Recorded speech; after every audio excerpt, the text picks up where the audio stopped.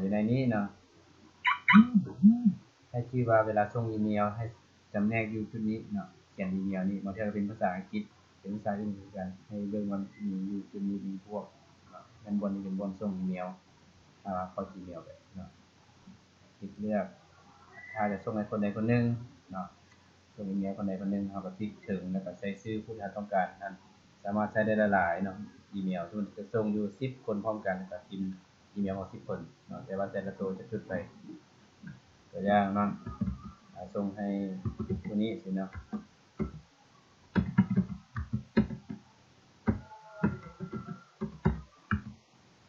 พิมพ์อีเมลเข้าไปเนาะ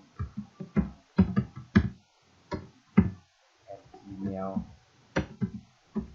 แต่ท่านต้องพิมพ์ให้มันชื่อหน่อยนะถ้าปกติมันจะส่งแบบอะไรแต่ว่าจะมีตัวกับจุดเนาะมันจะออกอันนี้มาแล้วก็พิมพ์ชื่ออีเมลผู้ไม่ตัว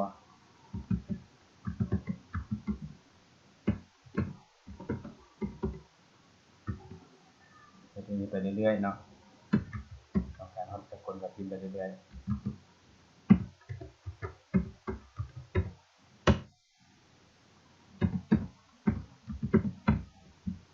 เราต้องการพิมพ์ไปอีกที่3กับจุดต่อไปเนาะแต่ว่านี่เอาแต่ตัวอย่าง2ตัวนี้นะหัวข้อที่ใส่หยัง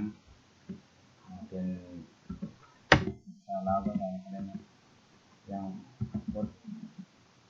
สอนนั่นเองนะ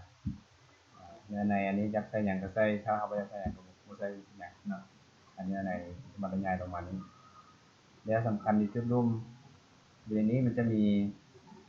อันนี้สำคัญคือแนบไฟล์เนาะแนบไฟล์จะเป็นไฟล์พวกกันไฟล์โปรแกรมเลยเนาะไฟล์ PDF ไฟล์ Word Excel ต่างๆเนาะอันนี้ลิงก์ก็บ่ค่อยได้ใช้นะใช้แนบไฟล์ในการมาใช้อันเพิ่มอันนี้มันเพิ่มไฟล์โดยใช้ Drive นะหมายถึงว่าเอามีเอกสารอยู่ได้แล้วเขาออกมาเพื่อมาส่งอีเมลนะมันเอาจากตัวนี้จะแม่นแทรกรูปหรือว่าเพิ่มรูปเนาะ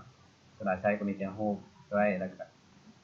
ตัวแนบไฟล์นี้เนาะตัวอย่างถ้าจะส่งเอกสารเข้าไปแนบไฟล์เนาะแล้วเลือกเอาเอกสารที่เราต้องการส่งตัวอย่างเอกสารที่ส่งดีต้องการส่ง